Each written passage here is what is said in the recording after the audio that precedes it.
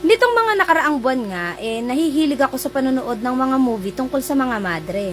Isa na dito yung Holy at ang Immaculate na lately ko lang binigay sa inyo yung aking review.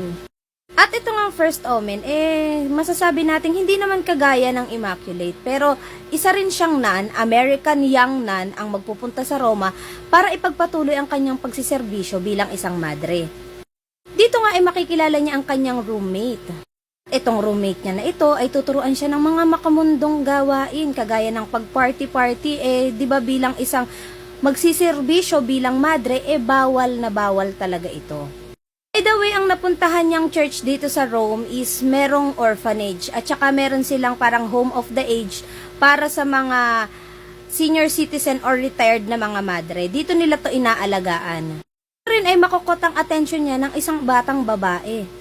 Ang babaeng ito ay madalas niyang nakikitang mag-isa lang at kadalasan ikinukulong pa sa isang kwarto. Tawag nila ay badroom. So ngayon nagtataka siya, bakit may badroom? Church to, di ba? Dahil nakikita niya ang sarili niya sa batang ito, napalapit ng husto yung loob niya. Feeling niya magkagaya silang dalawa.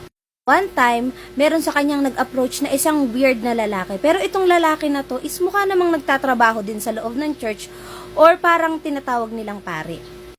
May sinasabi yung pari na to tungkol dun sa nangyayari sa loob ng simbahan. Pero syempre, bilang nun or madre, hindi siya naniniwala dito at sinasabi niyang, para kang baliw, ganon.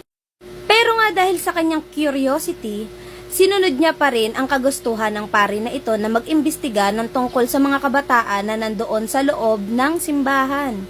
Ito nga nalaman niya na may iba't ibang uri pala ng mga kabataan ang pinag-eksperimentohan at pinag-aralan sa loob ng simbahan na iyon.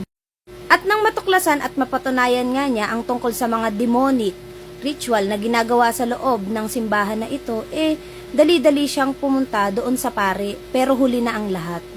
Sa pagkakataon na to ay dinadala na niya ang anak ng demonyo. The way, yung movie na to ay sequel ng Omen. Kung kilala mo si Damien, yun yung naging anak niya.